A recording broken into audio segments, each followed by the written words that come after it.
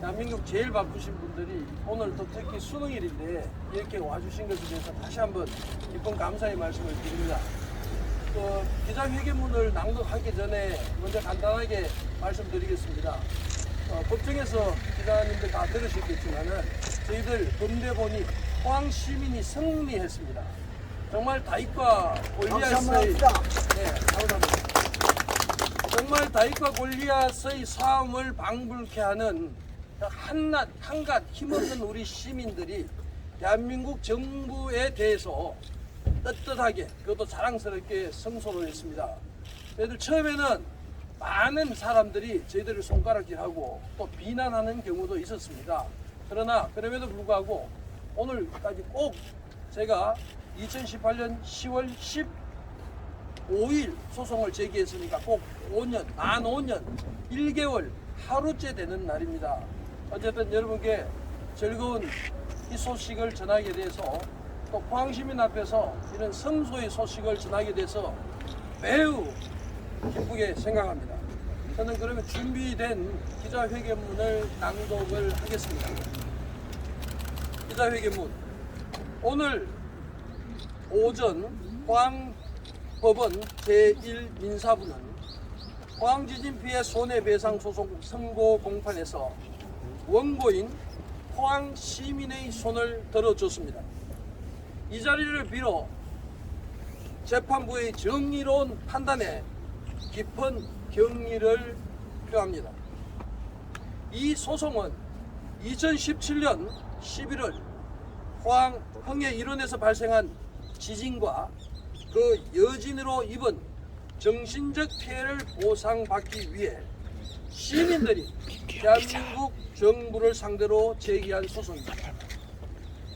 이는 지진 발생 직후 우리 범대본이 신청한 지열발전 가동 중단 가처분이 인용되자 2018년 10월 15일 소송을 시작하게 됐습니다.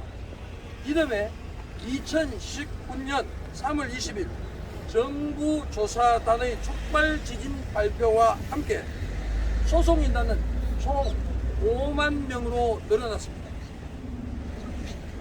우리 범대본은 지난 5년 1개월 동안 소송 대리인 서울센트럴과 함께 총 19차례에 걸친 기나긴 변론 끝에 선소 판결을 받아냈습니다.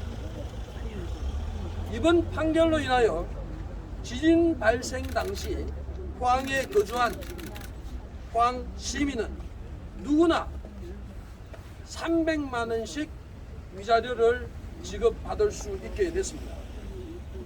이뿐만 아닙니다. 인적, 물적 측면의 피해에 대해서도 보상의 길이 열리게 되었습니다. 다만 우리 범대본은 제1심 재판부가 결정한 합리적인 결정에 대해서 감사를 하고 또 추가로 몇 가지 기각된 부분에 대해서는 즉각 항소를 할 계획입니다. 그래서 법무법인 서울센트럴과 또 희망하는 포항 변호사 모임과 함께 적극적인 협력을 통해 자세한 작은 항소심에서도 승소할 수 있도록 최선의 노력을 기울이겠습니다. 특히 내년 3월 20일까지로 된 소멸시효가 있습니다. 이 소멸시효를 감안해서 시민들이 소송에 실기하지 않도록 우리 범대본 차원에서 적극적인 홍보를 펼쳐 나가겠습니다. 이 자리를 빌어 피고 대한민국 정부에게 강력 촉구합니다. 포항 지진이 자연재해라고 억지 주장을 해오던 변호인단을 파면하고 소송 책임자를 문책하는 등 정부의 책임 있는 행동을 촉구합니다. 아울러 포항의 무식한 정치인들에게도 촉구합니다. 특별법만으로도 실질적 보상이 가능하다면서 그동안 소송은 필요 없다고 주장했던 정치인들도 포항시민 앞에 깊이 사죄할 것을 촉구합니다. 감사합니다. 2023년 11월 16일 포항지진 범시민 대책본부 공동대표 오성은 외회원 일동입니다. 감사합니다. 질문 받을게요. 네, 질문해 주시면 제가 소개를 한번 해드릴게요. 그 지진 그거 소송 관련해서 200만 원, 300만 원이라고 그러잖아요. 그리고 저번에 수정 인단이 통도 여러 군데가 있는데 이제 총 몇 명입니까? 지금 요 방장이 빼고 있다면 3만 5천 명이 됩니까? 다 합쳐서 보상을 받은 사람이? 제가 정확하게 몇 명까지 말씀드릴 수 없는 거죠. 오늘 보셨죠? 워낙 많지 않습니까? 오늘 해당되지 않은 경우도 있고 이래서 저희들은 약 5만 명으로 생각을 합니다. 그 중에 해당 안 되는 사람이 한 2만 명 가까이 있다면서 아니에요? 그건 아니고 아직 그렇지 않습니다. 예. 5만 명. 예. 5만 명으로 말씀하시면 그럼 생각하시면 5만 명이 앞서고 200 5.4, 4.6 지진 관련해서 두 개 다 해당되면 300만 원 받고 5.4만 해당되면 200만 원 더 보상 손해배상 위자를 받는다 그런 뜻이에요? 그러니까 두 곳 다 지금 2017년 11월 15일에 5.4가 발생했어요. 상황에서. 그게 제일 컸고 2018년 2월 11일 날 4.6이 발생했어요. 두 번인데 이 두 곳에 상처를 입었느냐 정신적인 피해를 입었느냐 이걸 판단한 겁니다.